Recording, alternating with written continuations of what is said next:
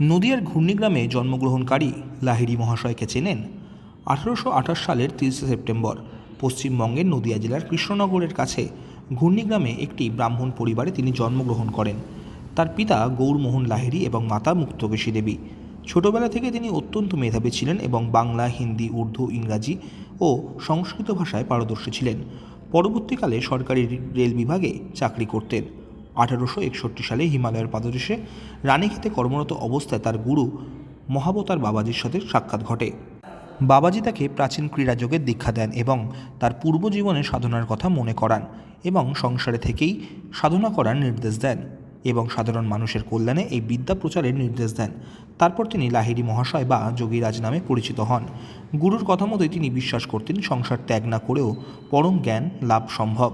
তার আশ্রমে ধনী, দরিদ্র, হিন্দু, মুসলমান নির্বিশেষে সর্বধর্ম সমন্বয়ে শিক্ষা দেওয়া হতো। ভক্তদের মতে তিনি বহু অলৌকিক ক্ষমতার অধিকারী ছিলেন এবং সর্বজীবী নারায়ণকে দর্শন করতেন।